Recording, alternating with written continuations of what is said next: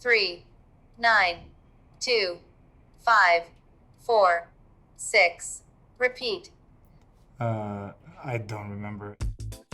This is the Google Pixel 4. It has a 5.7-inch OLED display, a Snapdragon 855 processor, and it can track your pupils on a sub-millimeter level with a reported median error of 3.5%. Okay, this video isn't really about a 3-year-old phone. If you want to watch that review, we did one. You can still check it out if you want to. This video is about the camera in this phone, however, and how researchers at UCSD are using it to do more than just unlock it with their face. Instead, they're seeing if it can measure your pupil size, which they hope could potentially screen for neurological diseases like Alzheimer's. This is all really interesting to me because when we talk about health and tech, usually the conversation is around newer devices like wearables, which not everyone has. So I wanted to find out more about this technology, which again is on an older phone, and exactly what other health monitoring can be done with the device you may already have. My name is Colin Berry. I'm a second-year PhD student at UC San Diego in the Electrical and Computer Engineering Department. And most of our work here is focused around using ubiquitous technology, so smartphones, wearables, and things that we already have around us to do health-based computation. So I'm just wondering, how does pointing a smartphone camera in your eye tell you anything about neurological diseases like Alzheimer's? It can be difficult to understand why the eye would be, a metric for different neurological diseases. And first, I guess, to tell you a little bit about the measurement. That measurement is really just the size of your pupil.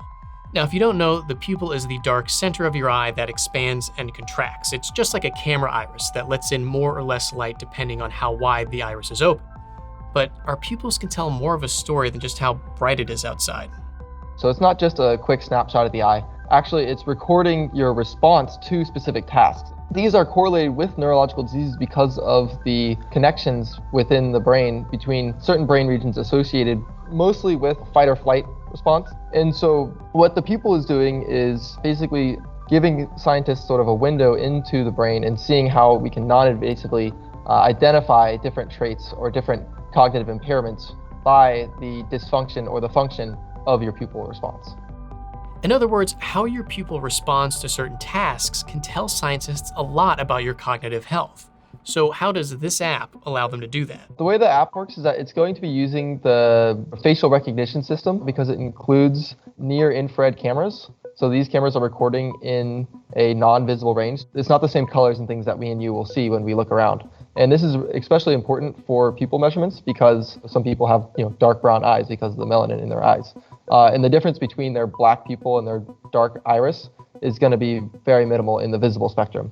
But when you look at it in the infrared spectrum, it's almost basically black and white between the two. And that's how we're able to get these sub-millimeter measurements of the pupil. There's actually a lot of work going on at UCSD when it comes to unlocking the technology in your smartphone for health applications. There's a huge sort of library of different measurements that you can take with a smartphone. And a lot of work needs to be done to have these measurements sort of validated and have them not only validated by themselves, but validated across many smartphone models. Many smartphone models is a key point here too, because not all smartphones have IR cameras. The Pixel actually lost them after the 4. Now, Viren and I aren't in the age demographic that Colin's research group is studying, but he was still nice enough to lead us through our own pupil exams, which was pretty easy, for the most part. 6, 9, 1. If you need to, blink now. Repeat. 6917428. Maybe they should do it in Croatian. This is getting harder. So the app isn't designed to show us what it's recording. Colin collects the data and reads it back at the lab, which will look like this. A chart showing our pupil changing size over time, and this somewhat creepy video of my eyeball. Now, if that doesn't seem like much, getting this information is actually pretty hard. So generally, the pupillometry measurements are done in clinical lab in very controlled settings with specialty devices called pupilometers. They can cost upwards of $9,000 or $10,000, which is a huge limiting factor, especially for a lot of clinics. Now, Colin isn't suggesting that your Pixel 4 is going to replace a $10,000 machine. There's still a long way to go to find out if this approach is accurate enough to be useful. What he is doing here is called a feasibility study. It's meant to figure out what could be possible. The vision is that hopefully people can use these, smartphone-based measurements to have people take their measurements at home outside of the clinic, and then the doctors can use that to understand whether they need to take more measurements in the clinic. That accessibility is important. Not everyone has access to a clinic with this machine. But a lot of people do have smartphones, which is good, but still not a perfect solution. Yeah, so smartphones are going to be more widely used than wearables, so you got some potential for more access there. Nicole Wetzman is a health reporter here at The Verge who's covered tons of stories on the intersection of healthcare and technology. I think that digital divide issues are always going to be relevant when you're looking at adding health products to a digital device, because just because someone has a smartphone doesn't mean that they have the background and experience to be able to use it to the fullest extent of its capabilities. You see this happening with like the telemedicine space during the pandemic. Just because someone has a computer in their home doesn't mean that they're going to be able to access a telehealth service. Maybe that's because they don't know how to download the application, or the application is not available in the language that they speak, or they don't have reliable internet access, or they don't have a quiet space to make that kind of happen. When we're meeting with participants, a lot of what we do is actually just explaining how to use the phone, and how to touch on a touch screen, how to turn the phone on. This is something that Colin and Nicole are acutely aware of.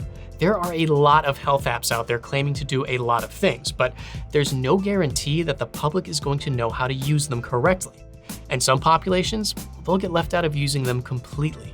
That's why the type of research that Colin and other scientists do is important. This isn't about rushing to get the latest feature out on the newest flagship device.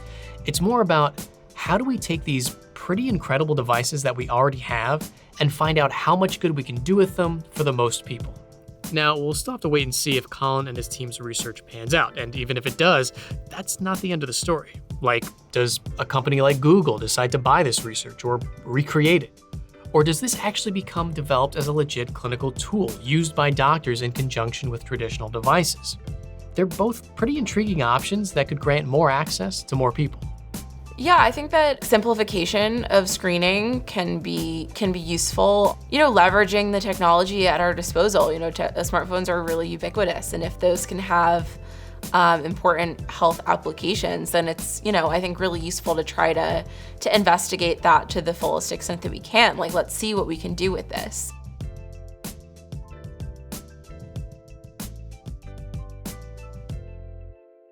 Huge thanks to Colin Berry from UCSD for sharing his research with us. They're doing really cool things over there with the tech that we use every day. And thanks to Nicole for giving us the greater context on healthcare in tech. Be sure to check out her writing on theverge.com. So, yeah. Pixel 4, still impressing. 3 years later, not bad.